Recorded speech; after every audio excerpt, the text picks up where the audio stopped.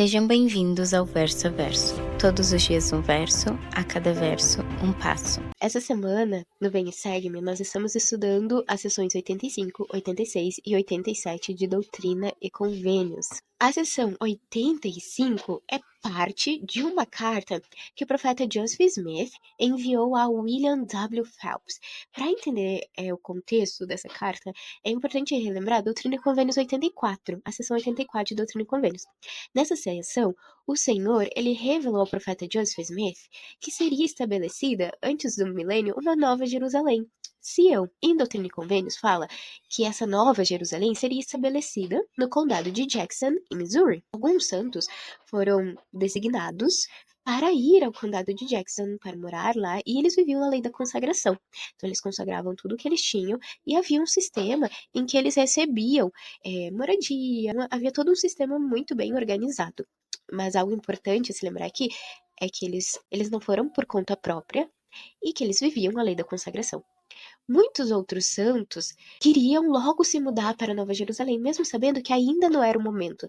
Ainda não era o momento de estabelecer a Nova Jerusalém no condado de Jackson. Mas mesmo assim, eles queriam se mudar por conta própria para o condado de Jackson, porque lá um dia viria a ser a Nova Jerusalém, seria Sião. E eles foram por conta própria, porém eles não estavam dispostos a viver a lei da consagração, mas mesmo assim eles usufruíam, né, das propriedades, dos alimentos. E, enfim, acabou tumultuando lá um sistema que era muito organizado. Então, William W. Phelps pede orientação ao profeta de como agir nessas situações. São 85 de Doutrina e Convênios é a resposta do profeta a William W. Phelps de como agir nessa situação. Já a seção 86 de Doutrina e Convênios fala sobre a parábola do joio e do trigo. O profeta Joseph Smith, ele fez uma tradução inspirada do Novo Testamento. Então ele recebeu essa revelação com mais explicação sobre a parábola do joio e do trigo, enquanto ele revisava a tradução que ele tinha feito do Novo Testamento. O interessante é que o joio e o trigo são plantas muito semelhantes quando jovens. Então é difícil, quando jovem, identificar o que é joio e o que é trigo. Mas à medida que essas plantas crescem, elas se tornam diferentes no sentido de que o trigo produz frutos, enquanto o joio não. Então, quando o Senhor for fazer a separação do joio e do trigo, como que ele vai diferenciar quem é joio, ou seja, quem são pessoas que fazem o mal, que não são boas, que não guardam os mandamentos, das pessoas que são trigo, né? Ele consegue diferenciar por meio dos frutos, né? Então, quais são os frutos que nós estamos produzindo?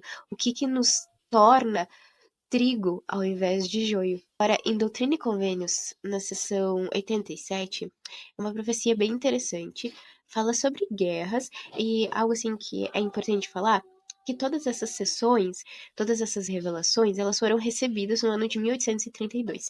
Em específico, a sessão 87 foi recebida no dia de Natal, em 25 de dezembro de 1832. Nesse período de 1832, havia uma tensão entre o governo dos Estados Unidos e o estado da Carolina do Sul.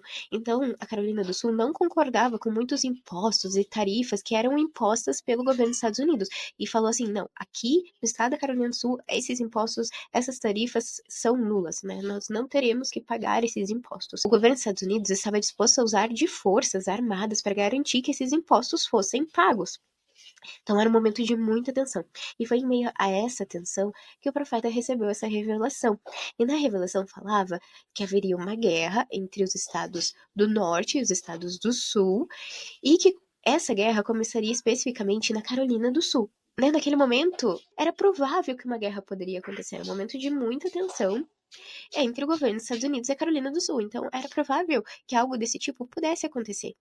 Mas não aconteceu naquele momento. Em 1833, a crise foi resolvida pacificamente. E eu fico pensando assim, será que muitos santos se questionaram? Ué, o profeta não teve a revelação de uma guerra? Mas a guerra não aconteceu, a crise foi resolvida pacificamente. Porém, alguns anos depois, entre 1861 e 1865, aconteceu uma guerra civil, a Guerra da Secessão, entre os estados do norte dos Estados Unidos contra os estados do sul dos Estados Unidos. E essa guerra, esse conflito eclodiu em um ataque que aconteceu na Carolina do Sul, exatamente como o profeta Joseph Smith havia revelado. Então não aconteceu naquele ano de 1832, 1833, aconteceu vários anos depois, mas aconteceu. Então muitas vezes o Senhor, ele nos dá algumas revelações, algumas delas estão inclusive na nossa bênção patriarcal, e nós achamos que deve acontecer em um tempo específico, mas às vezes vai demorar um pouquinho mais para acontecer, mas vai acontecer. Obviamente, né, nós confiarmos e tivermos fé. Nessa revelação, fala sobre não só essa guerra que aconteceu, né, nos Estados Unidos, essa guerra civil, mas também que aconteceriam antes da vinda do Salvador, da segunda vinda do Salvador, aconteceriam terremotos, muitas tragédias, fome, pragas. E lá fala o que nós precisamos fazer para encontrar segurança nesses tempos difíceis. Fala assim em Doutrina e Convênios 87:8. Portanto, permanecei em lugares santos e não sejais movidos até que venha o dia do Senhor. Então fala que para nós ficarmos protegidos, nós precisamos permanecer em lugares santos. No Manual de Doutrina e Convênios, fala o seguinte sobre alguns ensinamentos do presidente Lee. Os ensinamentos do presidente Lee nos dão a entender que o termo lugares santos tem maior relação com a maneira como vivemos que com o lugar onde habitamos. Se alguém vive dignamente de modo que tenha sempre a companhia do Espírito Santo, então de fato está permanecendo em lugares santos.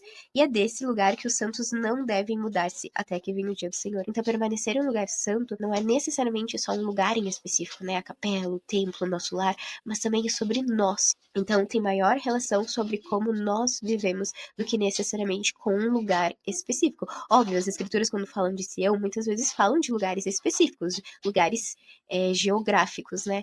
Mas ser santo também tem muito a ver com a maneira como nós vivemos. O manual também fala assim: lugar santo é todo local onde podemos desfrutar do Espírito e presença da divindade. O Senhor nos deu o mandamento de que cada membro da igreja permaneça em lugares santos e dali não se mude, desanime ou trilhe sendas proibidas, até que o Senhor venha reclamar os que lhe pertencem. O trigo, né? Cada alma deve alcançar para si esta condição privilegiada, para que possa suportar o dia. Eu te convido a estudar esse versículo e se aproximar verso a verso um pouco mais de Jesus Cristo. Este é o Verso a Verso, um convite diário para se aproximar ainda mais de Cristo, um versículo de cada vez. Até a próxima!